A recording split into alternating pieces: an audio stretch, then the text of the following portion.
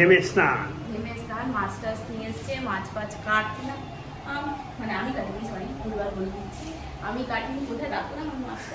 মাছ কোথায় খুঁজে মাছ কুফাস কেটে দিয়েছেন, সেগুলোকে আবার ছোট ছোট পিস করলাম, কারণ আমরা তো জানোই লেবু দিয়ে তারপরে করিস, তা ফ্রাই করি।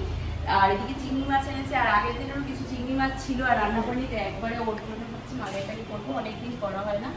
গাছের নারকেল পড়েছে, তাই শ্বশুরমশাই কুড়িয়ে দিল, কারণ আমার কর্নিটা রান্নাঘরের মানে আমি সেই কর্নিটার অবস্থা খুবই খারাপ, এমনি তাও ভালো করে করা হয়নি, আমাকে পোড়াতে হবে আবার। তো যাই হোক সেটা করবো। এই কুর্নিটার অবস্থা খুব খারাপ, আমার ঠাকুরের কুর্নিটা ভালো বড়, সেটা আমি পারি, আর ঠাকুরের কুর্নিটা তো নিরামিষ, সেদিন এদিকে আনতে পারি না, আর এটা কেনা কেনা করে আর আজ অব্দি কেনা হলো না। তো যাই হোক এইদিকে এই মোটামুটি মিলেছে, আর একটু চিংড়ি মাছ দিয়ে ভাবছি আলু পটল মানে পটল চিংড়ির মতো করে দেবো বাড়ির, এই আজকে রান্নার মেনু পটল চিংড়ি হবে, আর একটু মালাইকারি করে দেবো, আর আলাদা কিছু করবো না, গরমের মধ্যে প্রচণ্ড গরম। আর একটু ঢ্যাঁড়স সেদ্ধ, তা ঢ্যাঁড়স সেদ্ধ অলরেডি হয়ে গেছে, ঢ্যাঁড়স সেদ্ধটা অলরেডি হয়ে গেছে, আর পটল চিংড়িটা হয়ে গেছে, সরি মানে সব গরমের ভুলভাল বলছে, এই যে পটল চিংড়িটা করে দিয়েছি। আর 2 পিস মাছ শাশুড়ি মার আধার রয়েছে, আর এদিকে আমাদেরটা একটু হবে, আর এদিকটা করে টোরে নিয়ে ও এখন পড়িয়ে উঠলো, যেহেতু এখন ওকে ব্রেকফাস্ট দেবো, তারপরে আমিও কিছু খাবো, কিছু সকাল থেকে তেমন কিছু খাওয়া হয়নি, এত গরমে কষ্ট হচ্ছে। এই হচ্ছে আপাতত ব্যাপার, পরে তোমাদের সাথে কথা বলছি।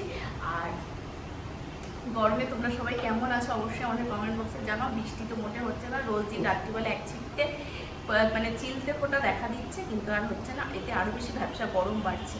তো যাই হোক এইভাবে সারাদিনটা নিয়ে চলছি, দেখা যাক সারাদিনে আর কি কি হয়, তোমরা সঙ্গে থাকো, পরে তোমাদের সাথে আমি আবার কন্টিনিউ করছি। ও আমার তরফ থেকে গুড মর্নিং। তো যাই হোক এই যে নারকেল কোড়ানো হয়ে গেছে, শ্বশুরমশাই কিছুটা করিয়ে দিয়েছিল, আর বাকিটা আবার আমি করলাম। কি করবো, কারণ বাটির মালাইতে অনেকটা নারকেল ছিল, সে আরও অর্ধেকটা হয়েছে। তো যাই হোক ওর জন্য করে টোরে রাখবো, এখন প্রচণ্ড ঘেমে গেছে, একটু পাখাতলে বসে নিই। ও আবার এখন বলছে ব্রেকফাস্ট করবে না, স্কিপ আজকে ব্রেকফাস্ট স্কিপ, দেখা যায় একদম স্কিপ করা যাবে না তোমার আবার, কিছু বিস্কুট টিস্কুট এটা ওটা খাই, কিন্তু তোমার আবার ভারী কিছু প্রবলেম আছে, তোমার তো পুরো স্কিপ করা যাবে ভারী না, কিছু খেতে ভালো লাগছে না। এই হচ্ছে ব্যাপার। তো যাই হোক দেখছি কি করি না করি, আমিও ব্রেকফাস্ট করবো এবার, অনেকটা দিয়ে গেছে, প্রচণ্ড গরম লাগছে, এত বাইরে বেরোতে। ওয়াশিং মেশিনতে জল ভরতে দাও, তারপরে ঠিক আছে, আমি ওয়াশিং মেশিনে জল টল ভরতে দিই, আমি ওদিকে কাজে বসে যাচ্ছি, ব্লগও এডিট করতে হবে, পোস্ট করতে হবে, যাতে ফ্রেন্ডসরা দেখতে পারে। শশাগুলোর কি অবস্থা দেখো, আজকের ব্লগটা সবাই দেখো, যেরকমটা তোমাদের বলেছিলাম সেটা আজকের ব্লগেতে থাকবে, সবাই এটাকে দেখো ভালো করে।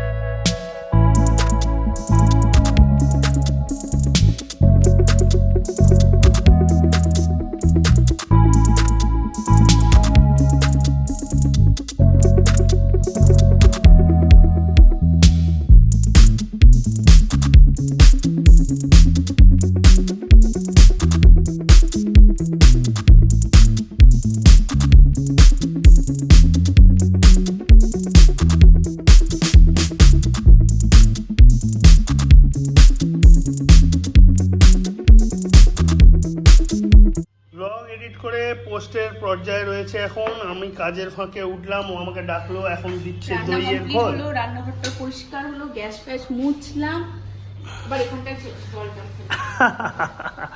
রেগে গেছে একটু আমার উপরে, গরমে পুরো ঘেমে স্নান করে রয়েছে, খুব গরম আছে, খুব গরম, তুমি একটু রেস্ট নাও এবারে, তারপর স্নান টান করে নাও, আমি ঘোলটা খেয়ে কাজটা শেষ করে নিই।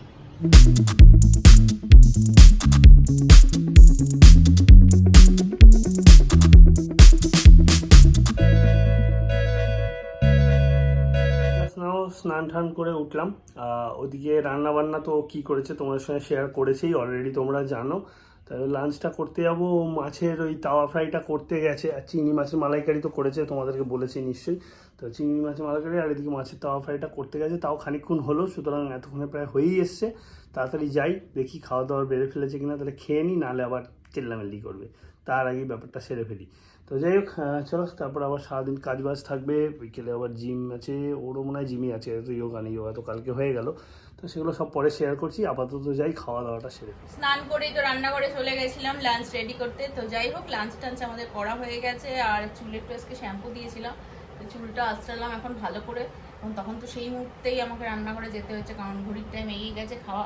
এখন ঘরে ঢুকেছি পাক্কা বাজে 2:30, মানে আমার ঘড়িতে, তো বুঝতেই পারছো। তো যাই হোক, এখন একটু চুলটা শুকিয়ে নিয়ে একটু রেস্ট নিয়ে নিই, তারপরে দেখি কি করা যায়। দুদিন একটু ছুটি দিয়েছি স্টুডেন্টদের, আবার সোমবার থেকে পড়ানো, ষষ্ঠীর দিন বুধ বৃহস্পতি শুক্র, শনি রবি তো এমনিই ছুটি থাকে তোমরা জানো।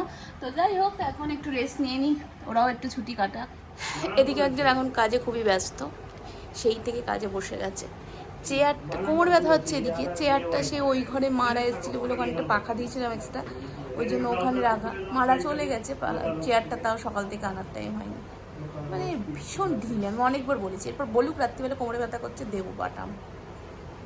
কাজ করছে তার মেশিনে, কাজে সে ব্যস্ত। সারাটা দুপুর ঘুমোতে পারলাম না, ক্লায়েন্ট কলে ছিল ফোনে। এই এখন একটু শুয়ে গড়াগড়ি খাচ্ছি, কি করব। দেখো ঘড়িতে কটা বাজে, ঘড়িতে এখন বাজে পাক্কা আমাদের ঘড়িতে 5:30 বাজে। তো যাই হোক, এখন একটু শুয়ে রেস্ট নিই। তার মধ্যে মাথাটা যন্ত্রণা করছে, একটু সিরিজ দেখছিলাম, দেখতে দেখতে মাথাটা খুব যন্ত্রণা করে উঠলো। অ্যাকচুয়ালি এখন আর চোখের জন্য একভাবে পারি না, এই আর কি। তো চলো একটু রেস্ট নিয়ে তারপরে আবার রেডি হতে হবে, আজকে আবার জিম আছে। এই হচ্ছে বাবা। মহারানী রেডি হয়ে গেছেন, আমিও রেডি হয়ে গেছি। কখন থেকে রেডি হয়ে বসে রয়েছি, টিকিট টিকিট টিকিট। কোন এক ছাত্রকে পড়াচ্ছিলাম, ছাত্র ঘুমিয়ে পড়েছে, ঘুমিয়ে পড়েছে, ভগবান জানে। আচ্ছা চলো চলো চলো, এবার চলো, হয়ে গেছে, চলো এবার জিমটা করে আসি। চলো, রাগারাগি করো না সোনা।